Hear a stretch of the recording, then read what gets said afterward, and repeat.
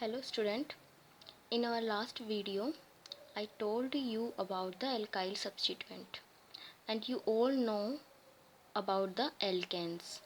Alkanes are the hydrocarbons and hydrocarbons are formed by carbon and hydrogen and some other elements.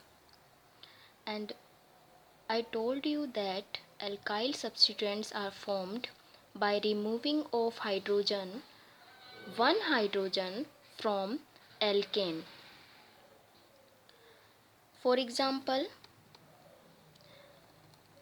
I take one carbon containing hydrocarbon, that is methane, and from methane when I remove one hydrogen, it converts methyl, that is an alkyl substituent. जब मैं methane से एक hydrogen remove कर देती हूँ, जैसे कि bond मैंने शो करा है वो किसका है, हाइड्रोजन यहाँ से रिमूव किया है उसका बॉन्ड है, तो इस तरीके से इस कार्बन की एक वैलेंसी कम हो जाती है, यानी सेटिस्फाइड नहीं होती है, जिससे इसका नाम हो जाता है मिथाइल. अब ये मीथेन ना होके इसका नाम क्या हो जाता है, methyl. Likewise, when I remove one hydrogen from ethane, it known as ethyl या it is called as ethyl. जब इथेन के कार्बन से एक हाइड्रोजन में रिमूव कर देती हूँ तो उस एल्काइल सब्स्टिट्यूएंट को बोलते हैं इथाइल. सेम इसी तरीके से प्रोपेन, 3 कार्बन कंटेनिंग हाइड्रोकार्बन क्या होता है, प्रोपेन, और प्रोपेन के फर्स्ट कार्बन से, चाहे आप लेफ्ट हैंड साइड का फर्स्ट कार्बन ले लो चाहे आप राइट हैंड साइड का फर्स्ट कार्बन ले लो, तो फर्स्ट कार्बन से जब आप एक हाइड्रोजन रिमूव करते हो तो इसका नाम हो जाता है प्रोपाइल. अब ये प्रोपेन ना होकर क्या होता है, इसका नाम प्रोपाइल. प्रोपेन से एक हाइड्रोजन रिमूव कर देते हैं फर्स्ट कार्बन का तो वो प्रोपाइल में कन्वर्ट हो जाएगा. ये रहा इसका फॉर्मूला, CH3CH2CH2. और इस कार्बन की जो एक वैकेंसी है वो सेटिस्फाइड नहीं है. इसी तरीके से देखिए 3 कार्बन जब होते हैं तो एक पॉसिबिलिटी ये बनती है कि हम फर्स्ट कार्बन, चाहे वो लेफ्ट हैंड साइड का हो चाहे वो राइट हैंड साइड का हो, फर्स्ट कार्बन को छोड़कर अगर सेकंड कार्बन पर आते हैं जो कि मिड में होता है, इस सेकंड कार्बन का अगर हम लोग एक H या हाइड्रोजन रिमूव कर देते हैं तो ये जो एल्काइल सब्स्टिट्यूएंट बनता है उसका नाम होता है आइसोप्रोपाइल. इस सब्स्टिट्यूएंट का नाम क्या होता है, आइसोप्रोपाइल. क्या होता है आइसोप्रोपाइल, जब प्रोपेन के सेकंड कार्बन से हाइड्रोजन रिमूव करें, तो जब सेकंड कार्बन से हाइड्रोजन रिमूव किया जाता है तो उसे हम बोलते हैं आइसोप्रोपाइल. सेम ऐसे ही हम बात करते हैं, क्योंकि 3 कार्बन में और कोई पॉसिबिलिटी नहीं बनती है, फिर हम आ जाते हैं 4 कार्बन पे. तो 4 कार्बन वाले हाइड्रोकार्बन का नाम होता है ब्यूटेन. और ब्यूटेन के फर्स्ट कार्बन, चाहे लेफ्ट हैंड साइड का हो चाहे राइट हैंड साइड का हो, किसी भी फर्स्ट कार्बन से जब एक हाइड्रोजन रिमूव करते हैं तो उस एल्काइल सब्स्टिट्यूएंट का नाम होता है नॉर्मल ब्यूटाइल. यहाँ पर जो स्मॉल n है इसका मीनिंग होता है नॉर्मल, तो इसको क्या बोलते हैं हम, नॉर्मल ब्यूटाइल, और इसको इस तरीके से लिखा जाता है n ब्यूटाइल. ठीक है. अब देखिए 4 कार्बन में एक पॉसिबिलिटी क्या बनती है कि हम सेकंड कार्बन, अब देखिए सेकंड कार्बन चाहे आप ये ले लो या फिर आप ये वाला सेकंड कार्बन ले लो, इन दोनों में से किसी भी एक कार्बन का एक हाइड्रोजन रिमूव करते हैं तो इसको हम बोलते हैं सेकेंडरी एक्टिव ब्यूटाइल. इसका नाम क्या होता है, सेकेंडरी एक्टिव ब्यूटाइल. अब इसका नाम सेकेंडरी एक्टिव ब्यूटाइल क्यों पड़ा, देखो ये जो कार्बन है वो सबसे पहले तो कैसा है, 2 डिग्री कार्बन है. मैंने आपको टाइप्स ऑफ कार्बन बताए थे और मैंने आपको 4 टाइप्स बताए थे कार्बन के, प्राइमरी यानी 1 degree, secondary, tertiary and quaternary, यानी कि 1 degree, 2 degree, 3 degree and 4 degree. तो 2 डिग्री कार्बन का मीनिंग होता है secondary carbon, and this carbon is bonded with 2 carbons. ये जो कार्बन होता है वो 2 कार्बन से जुड़ा हुआ होता है, इसलिए इसको 2 डिग्री कार्बन बोलते हैं। तो एक तो जिस कार्बन से हमने हाइड्रोजन रिमूव किया है वो 2 डिग्री है, इसलिए इसका नाम आया सेकेंडरी। अब इसको एक्टिव क्यों बोला है? एक्टिव इसलिए बोला है, मैंने आपको कार्बन का टाइप बताया था, कायरल कार्बन और एक्टिव कार्बन, ठीक है। और एक्टिव कार्बन में मैंने आपको बताया था कि ऐसा कार्बन जिसके 4 ग्रुप अलग अलग हो, यानी कि ऐसा कार्बन जिसकी 4 जो वैलेंसीज होती हैं वो 4 वैलेंसी अलग अलग ग्रुप से सेटिस्फाइड हो, उस कार्बन को हम बोलते हैं एक्टिव कार्बन। तो देखिए, जिस कार्बन से हमने हाइड्रोजन रिमूव किया है उसके एक तरफ तो इथाइल ग्रुप जुड़ा हुआ है, ये रहा इथाइल ग्रुप, एक तरफ इसके मिथाइल ग्रुप जुड़ा हुआ है, एक इसके हाइड्रोजन जुड़ा हुआ है, और एक इसकी जो वैलेंसी मैंने हाइड्रोजन रिमूव करके जो खाली की है वहाँ पर भी कोई भी ग्रुप जुड़ा हुआ हो सकता है, ठीक है। तो इस तरीके से ये कार्बन कैसा हो जाता है? एक्टिव कार्बन, क्योंकि इसके 1 इथाइल, 2 हाइड्रोजन, 3 मिथाइल एंड 4 कोई भी ग्रुप जुड़ा हुआ हो सकता है। तो इस तरीके से इस कार्बन के चारों ग्रुप अलग अलग होते हैं। तो इस वजह से इसका नाम आया सेकेंडरी, क्योंकि 2 डिग्री है, एक्टिव क्योंकि एक्टिव कार्बन है। दूसरा ब्यूटाइल, ब्यूटाइल मीन्स 4 कार्बन का हाइड्रोकार्बन है, इस वजह से इसका नाम क्या हो गया? Secondary active butyl.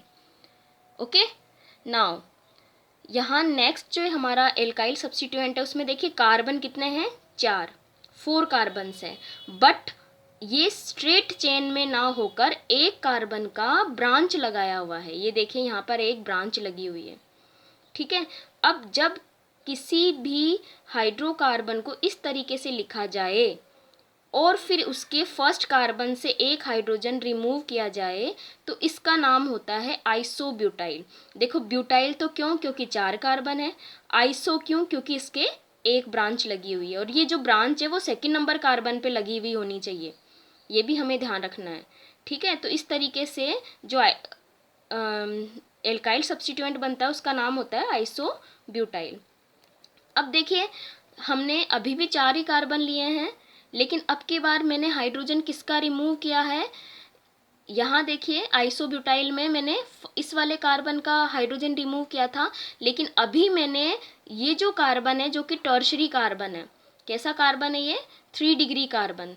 देखिए, इधर भी वो कार्बन से जुड़ा हुआ है, एक यहाँ कार्बन से जुड़ा हुआ है और यहाँ भी कार्बन से जुड़ा है। तो ऐसा कार्बन जो 3 कार्बन से जुड़ा हुआ हो उसे हम टर्शरी कार्बन बोलते हैं। तो इस तरीके से इस एल्काइल सब्स्टिट्यूएंट का नाम क्या हो जाता है? टर्शरी ब्यूटाइल, टर्शरी ब्यूटाइल, ठीक है। ये तो थे ब्यूटेन के एल्काइल सब्स्टिट्यूएंट। तो ब्यूटेन के कितने एल्काइल सब्स्टिट्यूएंट बनते हैं? 4।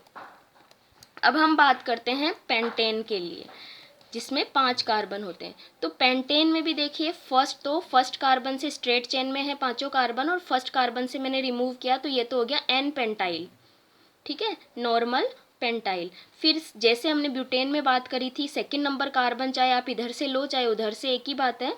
तो किसी भी दूसरे कार्बन का जब हम एक हाइड्रोजन रिमूव करते हैं तो क्योंकि ये कार्बन सेकेंडरी होता है, साथ साथ में ये कार्बन एक्टिव भी है, क्योंकि इसके चारों ग्रुप अलग अलग हैं, इसलिए इसका नाम हो जाता है सेकेंडरी एक्टिव पेंटाइल, ठीक है। फिर इसके बाद में देखिए 5 कार्बन में ही अब के बार मैंने तीसरे कार्बन से हाइड्रोजन रिमूव किया है। तो देखिए, ये कार्बन सेकेंडरी कार्बन तो है बट ये एक्टिव नहीं है। एक्टिव क्यों नहीं है? क्योंकि इसके 2 ग्रुप सेम है, इथाइल, और लेफ्ट हैंड साइड में भी इथाइल है और राइट हैंड साइड में भी इथाइल है। तो क्योंकि इस कार्बन पे दो ग्रुप सेम है, इसलिए ये कार्बन एक्टिव नहीं है। इस वजह से इसका नाम क्या हो गया है? सेकेंडरी पेंटाइल, ठीक है, सेकेंडरी पेंटाइल। अब देखिए, हम बात करते हैं, जैसे अभी मैंने आइसोब्यूटाइल बताया था कि 5 कार्बन ही लिए मैंने पेंटेन के, लेकिन एक कार्बन का मैंने 2nd नंबर कार्बन पे यहाँ पे ब्रांच लगा दिया है। तो ब्रांच लगाने के बाद में जब मैंने लेफ्ट हैंड साइड में तो 2nd नंबर कार्बन पे मैंने ब्रांच लगाया है, और राइट हैंड साइड से मैंने फर्स्ट कार्बन का हाइड्रोजन रिमूव किया है। तो इस तरीके से जब हाइड्रोजन रिमूव किया जाता है तो उसे हम बोलते हैं आइसोपेंटाइल। ठीक है, नेक्स्ट, इसी में आइसोपेंटाइल बनाया था हमने, उसी आइसोपेंटाइल में मैंने राइट हैंड साइड से सेकेंड नंबर कार्बन से अब हाइड्रोजन रिमूव किया है। तो जैसे ही मैंने राइट हैंड साइड के सेकेंड नंबर कार्बन से हाइड्रोजन रिमूव किया तो इसका नाम क्या होगा? देखिए, एक तो ये कार्बन सेकेंडरी है क्योंकि 2 कार्बन से जुड़ा हुआ है, साथ साथ में ये कार्बन एक्टिव भी है क्योंकि देखो यहाँ पर जुड़ा हुआ है आइसोप्रोपाइल ग्रुप। देखिए ये कौन सा ग्रुप है? आइसोप्रोपाइल ग्रुप, क्योंकि 3 कार्बन है और बीच वाले कार्बन से यानी सेकेंड नंबर कार्बन से ये जुड़ा हुआ है। ठीक है, तो ये आइसोप्रोपाइल ग्रुप हो गया, ये मिथाइल ग्रुप हो गया, एक इसके हाइड्रोजन है और एक यहाँ पर जो वैकेंसी मैंने हाइड्रोजन रिमूव किया वहाँ पे कुछ भी जुड़ा हुआ हो सकता है। तो ये कार्बन कैसा है? Secondary plus active. ठीक है, और आइसोपेंटाइल ब्रांच लगी हुई है, तो इस तरीके से इसका नाम हो गया सेकेंडरी एक्टिव आइसोप्रोपाइल। सेकेंडरी भी है, एक्टिव भी है एंड आइसोपेंटाइल। पेंटाइल क्योंकि 5 कार्बन है। अब देखिए मैंने वही आइसोपेंटाइल ही ग्रुप लिया है, लेकिन अब के बार मैंने उस कार्बन का हाइड्रोजन रिमूव किया है जो खुद कैसा है? 3 डिग्री टर्शरी। और टर्शरी क्यों है? क्योंकि वो देखो 3 कार्बन से जुड़ा हुआ है। तो इस तरीके से इसका नाम क्या हो जाएगा? Tertiary pentyl. ठीक है, अब हम बात करते हैं नेक्स्ट, पेंटाइल ब्रांच ही है, लेकिन अब की बार मैंने किस कार्बन से लिया है? राइट लेफ्ट हैंड साइड के फर्स्ट कार्बन से एक हाइड्रोजन रिमूव किया है, तो इसका नाम होता है एक्टिव पेंटाइल। ठीक है, उसके बाद हम बात करते हैं नियोपेंटाइल की। तो नियोपेंटाइल देखो 5 कार्बन है। ठीक है, और अब आइसोपेंटाइल में तो सिर्फ एक ही ब्रांच होती है, नियोपेंटाइल में सेकेंड नंबर कार्बन पे 2 मिथाइल ग्रुप जोड़ दिया, यानी मैंने 2 ब्रांच लगा दी। ठीक है, तो जैसे ही मैं 2 ब्रांच लगाती हूँ और राइट हैंड साइड से एक हाइड्रोजन रिमूव करती हूँ फर्स्ट कार्बन का, तो उसके लिए वर्ड जुड़ता है नियो, तो इसका नाम क्या हो जाता है? नियोपेंटाइल। ओके।